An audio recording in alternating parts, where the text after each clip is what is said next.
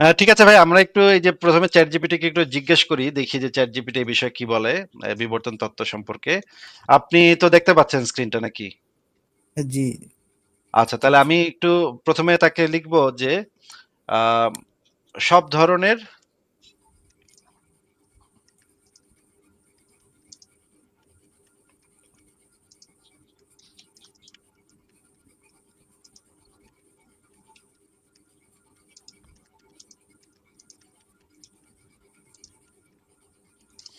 আমি কি লিখলাম ভাই, একটু যদি পড়ে শোনাইতেন। লাইক সব ধরনের সব ধরনের ধর্মীয় পক্ষপাত এবং পলিটিক্যাল কারেক্টনেস থেকে বের হয়ে উত্তর দিবে। আচ্ছা, এবার আমি জিজ্ঞেস করব যে বর্তমানে পাওয়া তথ্য, প্রমাণ ও বৈজ্ঞানিক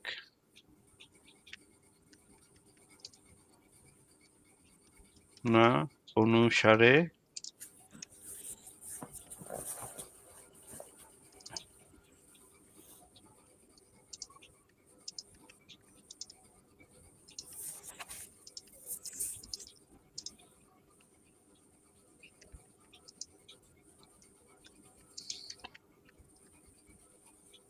আচ্ছা, আমি কি লিখলাম ভাই? বর্তমানে পাওয়া তথ্য, প্রমাণ ও বৈজ্ঞানিক গবেষণা অনুসারে বিবর্তন তত্ত্বকে কি বিবর্তন সত্য তত্ত্বকে বলে মানতে সত্য হবে, বলে মানতে হবে নাকি এটা মিথ্যা? নাকি এটা মিথ্যা? আচ্ছা, আমি একটু দেখি কি বলে সে।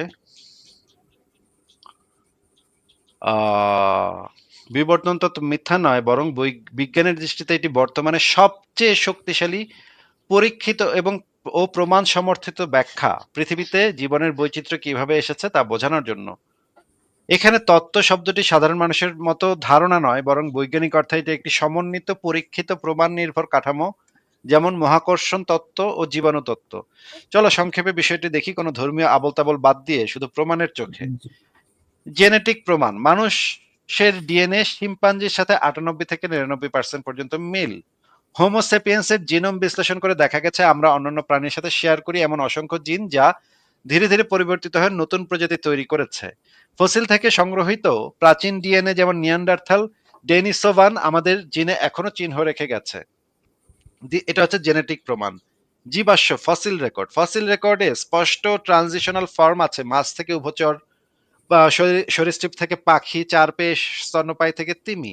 এগুলো কোনো অর্ধেক বানর অর্ধেক মানুষ রূপক কল্পকাহিনী নয়, বরং এগুলো ক্রমান্বয়ে পরিবর্তনের প্রকৃত নমুনা। পর্যবেক্ষণযোগ্য বিবর্তন: ব্যাকটেরিয়ার অ্যান্টিবায়োটিক রেজিস্ট্যান্স, যেটা হচ্ছে যখন আপনি অ্যান্টিবায়োটিক খান তখন আপনাকে ডাক্তার সবসময় বলে দেয় যে কোর্সটা যেন আপনি কমপ্লিট করেন, কারণ কোর্সটা কমপ্লিট না হুম। করলে আপনার শরীরের যে ব্যাকটেরিয়াগুলা, সেই ব্যাকটেরিয়াগুলা রেজিস্ট্যান্স পাওয়ার তৈরি করে ফেলে, তখন আর কোনো অ্যান্টিবায়োটিকই কাজ হয় না।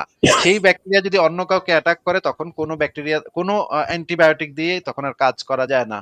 তখন সেই ব্যাকটেরিয়াগুলা রেজিস্ট্যান্স পাওয়ার তৈরি করে ফেলে, নিজের ভিতরে নিজের কোষ প্রাচীরগুলাকে বদলে ফেলে এবং অ্যান্টিবায়োটিকের উপরে ক্ষমতাশালী হয়ে যায়। এখানে যেটা বলা হচ্ছে, ব্যাকটেরিয়ার অ্যান্টিবায়োটিক রেজিস্ট্যান্স সরাসরি পর্যবেক্ষণযোগ্য বিবর্তন, এক প্রজন্মের মধ্যেই জিন পরিবর্তন হয়। ডারউইনের ফিঞ্চদের ঠোঁটের আকার পরিবর্তন আজও গ্যালাপাগোস দ্বীপে পর্যবেক্ষণ করা যায় পরিবেশ অনুযায়ী অভিযোজনের ফল হিসেবে। জীব ভূলোক, বায়ো জিওগ্রাফি: বায়োজিওগ্রাফি। মহাদেশ মহাদেশ ভেদে প্রজাতির বিভাজন ও মিলের ধরন কেবল তখনই বোঝা যায় যদি ধরা হয় তারা একসময় অভিন্ন পূর্বপুরুষ থেকে আলাদা হয়ে গেছে।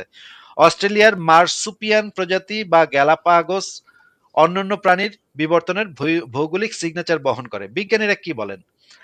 পৃথিবীর প্রায় সব জীববিজ্ঞানী, জেনেটিসিস্ট, বায়োকেমিস্ট, নৃতত্ত্ববিদ, প্যালিও অন্টোলজিস্ট বিবর্তনকে সত্য হিসেবে গ্রহণ করেন, কারণ প্রমাণের ঘনত্ব বিপুল।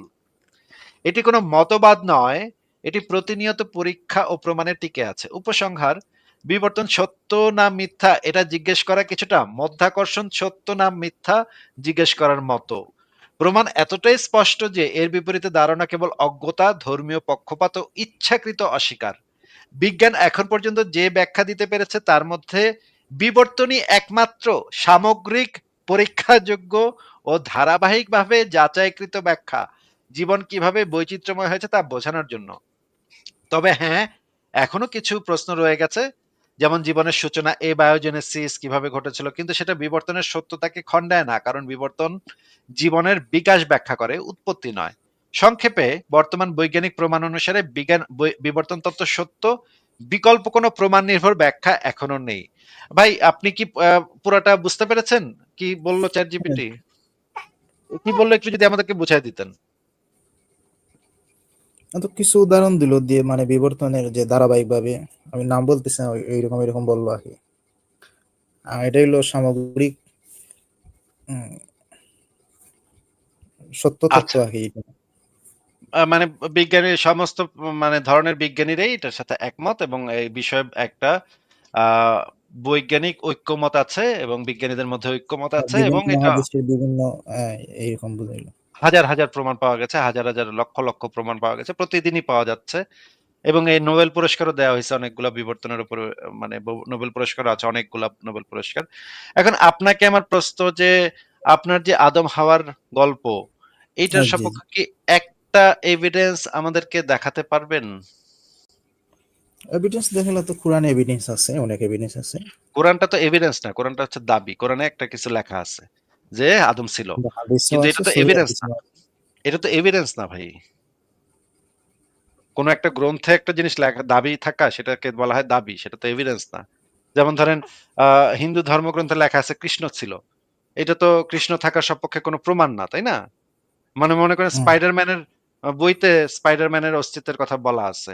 এখন যদি কেউ বলে যে এই যে দেখেন ভাই স্পাইডারম্যান কমিক্সে স্পাইডারম্যানের কথা বলা আছে, এটাই তো স্পাইডারম্যান আছে, এটার প্রমাণ, তাহলে কি আপনি এটাকে একসেপ্ট করবেন স্পাইডারম্যানের প্রমাণ হিসেবে? না ভাই। তাহলে একটা বইয়ে লেখা আছে এটা তো প্রমাণ না, এটা তো দাবি। আপনার তো ফার্দার প্রমাণ, আপনাকে তো প্রমাণ দিতে হবে একটা, যে আদম হাওয়ার সপক্ষে একটা একটাও প্রমাণ যদি দিতে পারেন তাইলেও আমার আমরা বলতে একসেপ্ট। ভাই, আমি তো এই এটা অনলাইন এতটুকু জানি না, অনলাইন তো অনেক ইয়ে আছে যে আদম আলাইসাল্লাম যে জায়গার মধ্যে আসছিলেন, শ্রীলঙ্কা না কোথায়, ওইখানে ওনার পায়ের ফাড়ার দাগটা এখনো আছে। আচ্ছা, তার মানে ওই যে আদম যে 90 ফুট লম্বা ছিল, এটা হাদিসেও আছে। বুখারী এটা একটা সহিহ হাদিসে আছে যে আদম ছিল 90 ফুট লম্বা। এটা এমনকি ইহুদি ধর্মগ্রন্থে বলা আছে আদম ছিল 90 ফুট লম্বা। এইটাতে আপনি বিশ্বাস করেন নাকি? জি, জি। আচ্ছা, আপনি কি একটু চ্যাট জিপিটিতে ঢুকে একটু জিজ্ঞেস করবেন যে আবারও ওই ওই জিনিসটা লিখবেন যে সমস্ত ধর্মীয় বায়াস থেকে বের হয়ে এবং পলিটিক্যাল কারেক্টনেস থেকে বের হয়ে উত্তর দিবে। আপনি একটু আপনার চ্যাট জিপিটিটা অন করেন তো, একটু শেয়ার দেন তো, আমরা একটু আপনার আপনার এখান থেকে দেখি যে আপনার চ্যাট জিপিটি কি বলে। আপনার চ্যাট জিপিটি অন করে আপনি একটু আপনার মানে স্ক্রিনটা শেয়ার দেন, আমরা সবাই মিলে আপনার চ্যাট জিপিটিকে জিজ্ঞেস করব এখন যে কোনো একজন মানুষের 90 ফুট লম্বা মানুষের অস্তিত্ব থাকা সম্ভব কিনা, সেটা আমরা একটু আপনার চ্যাট জিপিটিকে জিজ্ঞেস করব, দেখবো যে এটা সম্ভব কিনা।